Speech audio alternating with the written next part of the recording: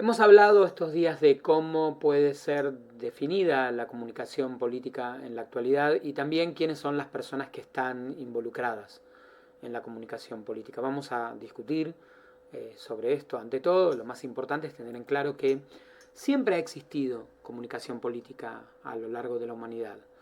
Todos los gobiernos, desde la gestión, han tratado de comunicar a sus votantes o antes a sus súbditos qué era lo que hacían y por qué lo hacían, los viejos imperios, las tradiciones históricas, todas las comunidades, el emperador, quien correspondiera, siempre comunicó de alguna forma para lograr que las personas fueran a la guerra, para lograr que pagaran impuestos o que apoyaran a la nación, para transmitir un ideario de nación. Así que de alguna manera la comunicación desde el gobierno existió siempre.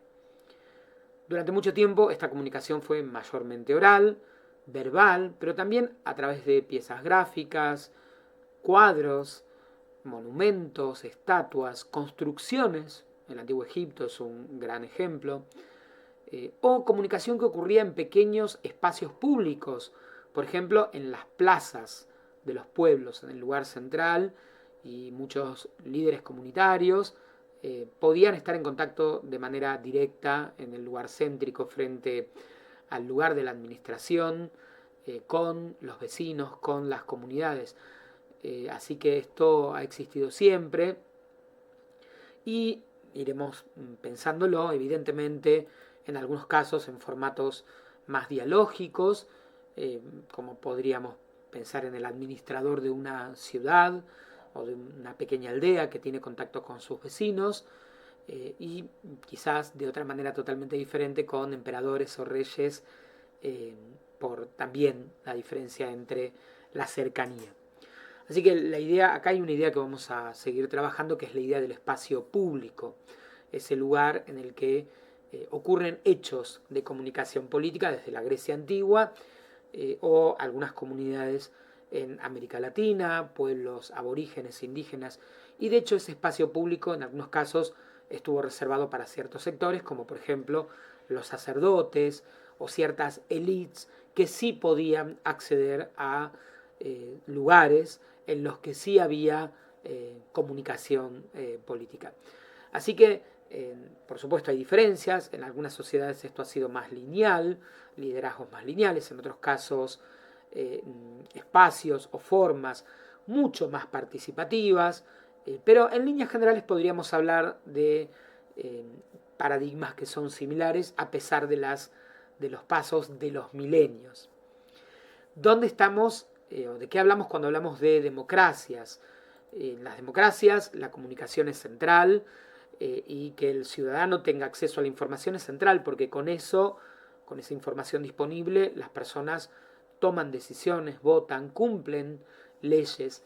Y de hecho, en general en todas las democracias, por ley, los gobiernos están obligados a informar qué es lo que hacen, cuáles son sus actos, sus decisiones de gestión. Así que la comunicación gubernamental y la comunicación política, evidentemente, en las sociedades democráticas se vuelve central, es natural, y será algo que se desarrollará, se estudiará y se pensará de qué manera se puede o se debe llevar a cabo por las particularidades del sistema democrático.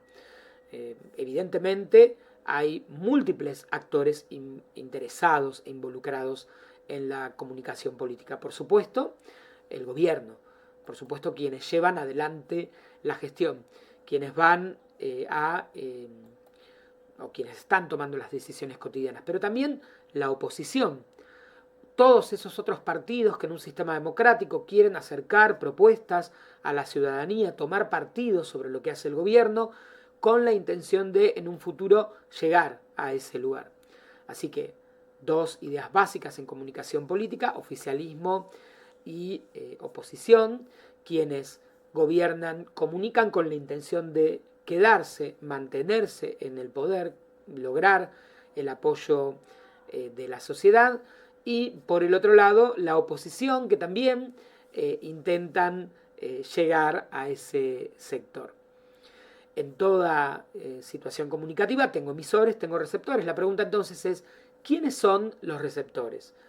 Podremos hablar de estos receptores de diferentes maneras, en función de distintos paradigmas ideológicos, con distintas aproximaciones y vocabularios, también con visiones distintas según el contexto. Por ejemplo, podemos hablar de votantes en función de las campañas electorales y el momento del voto.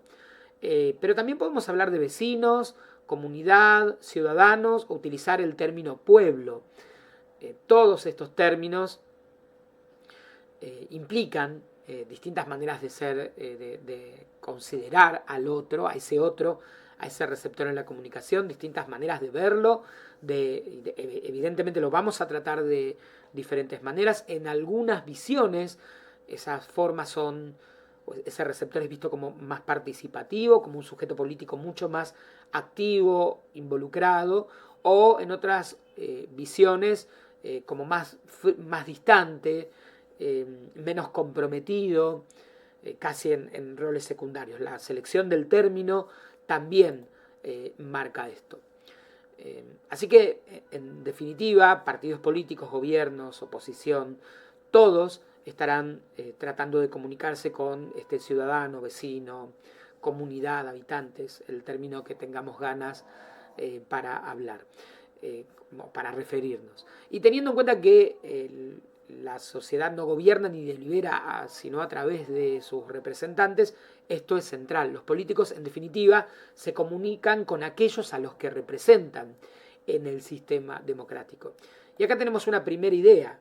Tenemos la idea de que tanto el gobierno como la oposición representan a los ciudadanos, son los representantes, se comunican con aquellos a quienes representan. Pero podemos pensar el otro lado, porque si no la comunicación solo ocurre desde los sectores de gestión o los interesados en acceder al poder con los ciudadanos. Y al revés, ¿qué ocurre al revés? ¿Cómo estos receptores, que serán emisores en este caso, cómo los ciudadanos se comunican con aquellos a los que representan? Y habrá miles de formas. Algunas ya las nombramos: el espacio público, la plaza, el barrio, la comunidad, el acto político, la reunión de vecinos,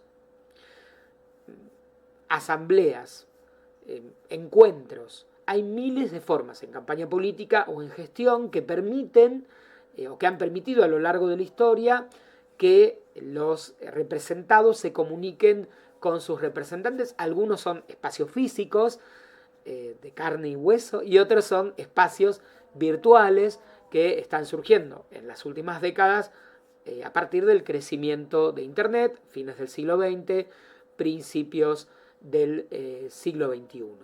Y allí estarán los sectores de la comunidad intentando comunicarse con quienes ejercen cargos públicos, tienen representación parlamentaria, son gobierno o quieren serlo de alguna manera. El concepto de opinión pública, tratando de comunicar sus necesidades, sus problemas, su realidad. Esto de manera directa, como decíamos, aparecerá lo que opinan los ciudadanos, porque hablarán con el candidato, porque se encontrarán en un evento con el político, y en otros casos aparecerá el gran universo de la medición, de las metodologías de investigación cualitativas y cuantitativas, encuestas, entrevistas, mediciones concretas que le permitirán a los representantes tener en claro qué está ocurriendo con sus representados, cómo ven esto, qué impresiones tienen. Y ya tenemos ahora un panorama bastante completo, ¿no? En una situación comunicativa compleja, emisores y receptores que se alternan, representantes y representados, y cómo se pueden dar estos hechos comunicativos de diferentes maneras y en distintos espacios públicos, con distintas estrategias que han ido cambiando. Evidentemente, hace 150 años el único lugar era la calle, el comité, el espacio del partido político, la plaza, y hemos avanzado hacia redes sociales, el diario en el inicio del siglo XX, el cine, que también durante mucho tiempo fue el único lugar en el que los políticos podían comunicar algo, la radio, la televisión, y hay todo un avance, ¿no?, en los estudios de comunicación política sobre de qué manera los medios han ido ganando espacio y cobrando un protagonismo importante. Nos queda, que no hemos nombrado como un actor trascendente en el universo de la comunicación política, al sector corporativo, al sector empresario y al tercer sector. Acá también tenemos que detenernos, porque las empresas en cada acción de lobby están haciendo comunicación política, están formando parte de la discusión política. Así que son actores que también forman parte de la comunicación política. El sector corporativo empresario en general y el tercer sector, las organizaciones no gubernamentales, van a formar parte, van a tratar de influir en la opinión pública, en el sector político, en la oposición y en el gobierno. Y acá tenemos una nueva zona que se va a sumar y que nos va a interesar. Podremos hablar de los periodistas que se especializan en cubrir política como otro grupo que históricamente también forma parte de la comunicación política porque está en el medio entre muchas veces los políticos y los ciudadanos, la comunidad. Ese periodista político media, traduce, interpreta, acerca o aleja según la manera en que el periodismo político cubre, trata o no la actualidad, visibiliza o no a figuras de la política. Y en el último tiempo, los influencers, las figuras que están en redes sociales, que hablan de política, que no son necesariamente periodistas, que quizás también son políticos o quieren o buscan serlo, y tenemos muchos casos en los últimos años de figuras que surgen a medio camino entre comunicadores, políticos, periodistas en el espacio de las redes sociales, para luego llegar finalmente a ese espacio que buscaban, que era el de el ejercicio político. También pensaremos de qué manera nos influyen o nos condicionan en el universo de la comunicación política grandes firmas, grandes empresas. Estamos hablando, por ejemplo, de Meta, de Amazon, de Microsoft, de X, las grandes corporaciones en las democracias modernas que tienen o que buena parte de toda la comunicación pasa por 4, 5, 6 grandes empresas a nivel global que, digamos, con lo que se publique o no, lo que el algoritmo muestre o no, van a condicionar la comunicación política y van a condicionar lo que pueden hacer tanto los gobiernos como las oposiciones. Todo está ocurriendo en este último tiempo a través de un número pequeño de grandes empresas o corporaciones de medios que tienen un enorme poder y una gran capacidad de controlar o gestionar esa comunicación.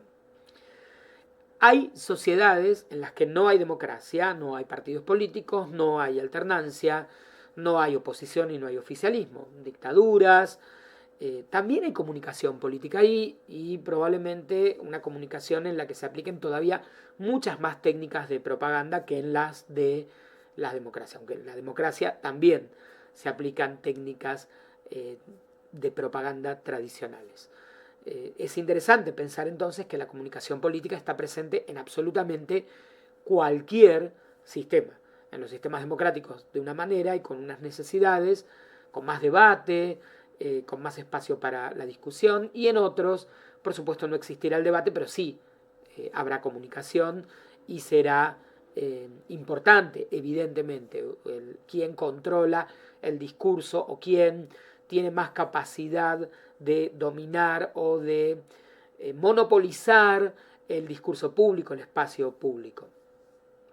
También será mucho más interesante discutir situaciones más complejas cuando hay sistemas que son democráticos con alternancia, pero algunos sectores, el gobierno, la oposición, ciertos sectores empresarios por X características, tienen mayor acceso a, o mayor predominio, mayor espacio para comunicar, más vínculos con los medios. Hay sistemas democráticos en los que hay empresas que son muy afines, empresas mediáticas, periodísticas muy afines a los gobiernos o muy opositoras, y eso explicará también que ocurran ciertos hechos u otros. El otro tema que tenemos que pensar es cómo ocurren estos debates, sobre todo en los sistemas democráticos. ¿Ocurren de una manera armoniosa, civilizada, u ocurren de maneras violentas?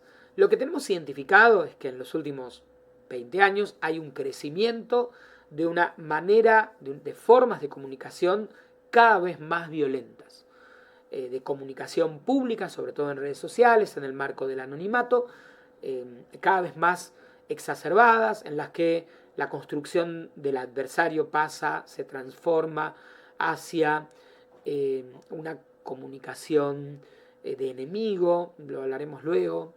Así que este es un gran cambio interesante para pensar si estamos en tiempos de comunicaciones que se muestran como o que buscan un debate, un espacio civilizado de discusión, que plantean puntos de vista, que plantean esta alternancia como una situación natural del formato democrático, en el que probablemente alguna vez gane alguien y otra vez gane otro partido u otra persona, o si ocurre todo lo contrario, si lo que predominan son discursos que hoy llamamos discursos de odio o que rozan el discurso de odio.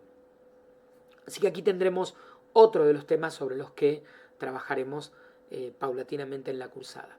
Y pensaremos cómo se hace comunicación en dos grandes zonas, en campaña política o en gestión.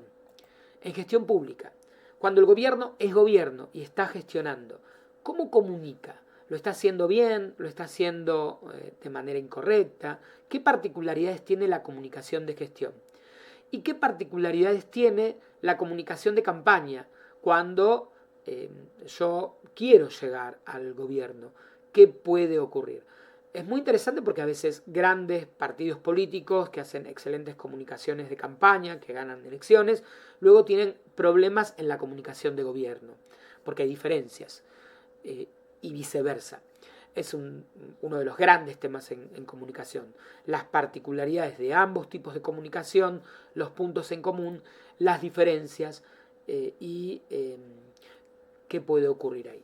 Lo que sabemos en la comunicación de campaña es que esencialmente en esa comunicación lo que estamos buscando es el voto concreto, y sobre todo el voto de lo que llamamos el votante blando, el votante indeciso.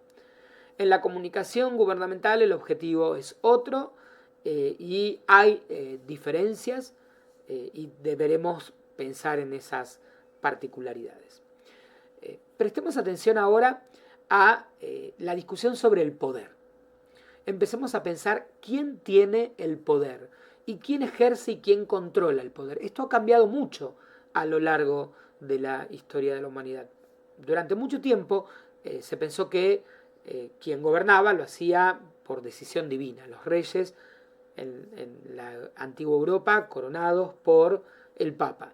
Se gobernaba en nombre de la divinidad. Esto fue cambiando y con el paso del tiempo la burguesía, las clases comerciales, los comerciantes, luego los trabajadores, empiezan a querer participar y se empieza a dar vuelta a esta estructura, y ya durante el siglo XVIII, XIX, se empieza a pensar que los reyes malgastan el dinero, que viven a costa de los esfuerzos de los trabajadores y los comerciantes. Hay que controlarlos, y a partir de acá surgen los parlamentos, van a surgir los primeros sistemas democráticos, la idea de que hay que controlar al poder. Acá estamos nosotros, vamos a poner límites, vamos a verificar, vamos a decidir e influir de distintas maneras. Surgen las repúblicas, los reyes que sobreviven ceden poder, y en este caso se reconfigura. El pueblo es el soberano, ya no es el rey, y el rey o el presidente representa al soberano, representa al pueblo, al votante, a la ciudadanía. Hay grandes cambios. Aparece la representatividad, aparecen estructuras más democráticas.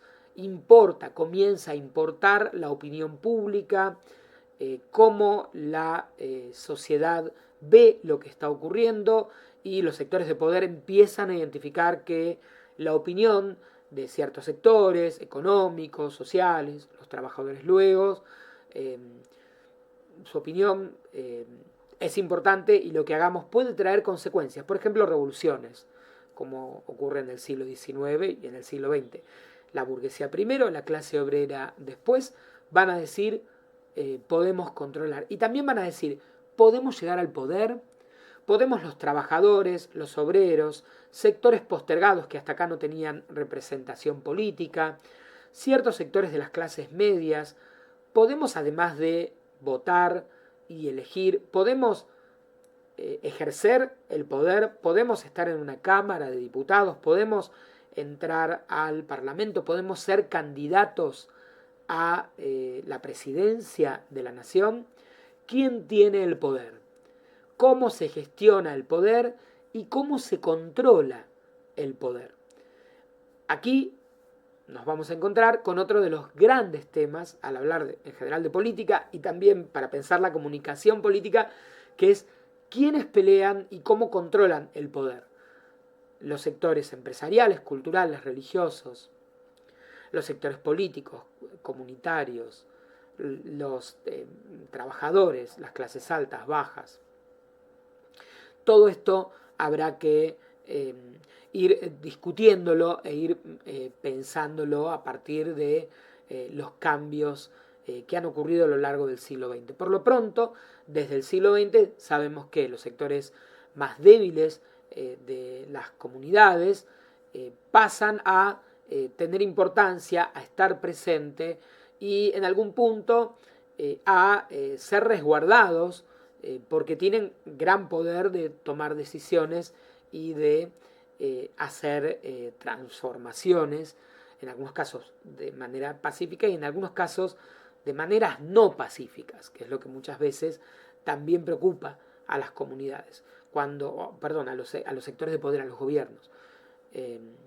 Ese será un tema interesante para pensar cómo los sectores de clases trabajadoras aparecen o son representados o no en las distintas sociedades, en las distintas comunidades, con ofertas de trabajo, posibilidades de inversión, acompañamientos desde el Estado, qué es lo que se hace para que la sociedad, las clases que muchas veces son las menos beneficiadas, formen parte de la comunidad, se sientan parte, no se sientan excluidos, con el riesgo que implica que los sectores trabajadores en las comunidades, en las sociedades, las clases más bajas, se sientan marginados.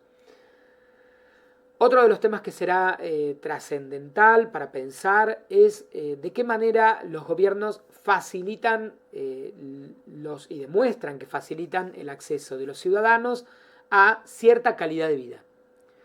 Esos ciudadanos, esos votantes, en todo el mundo, en los sistemas democráticos, son protagonistas y tienen exigencias. Esas exigencias probablemente sean poder trabajar, poder tener un ingreso que asegure su alimentación, su calidad de vida, y ciertos servicios o cierto estándar de vida que quizás en 1900 la luz eléctrica era un lujo y para las sociedades contemporáneas se ve como una necesidad que tiene que ser satisfecha. El alimento, el entretenimiento, cierta tecnología.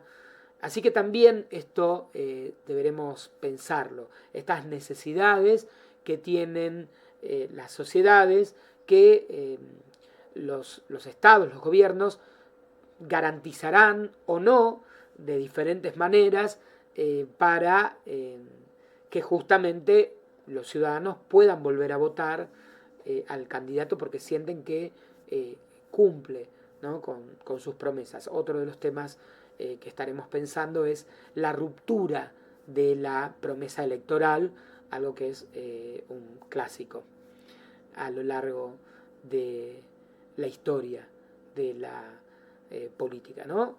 Lo que el candidato promete y lo que finalmente no se cumple.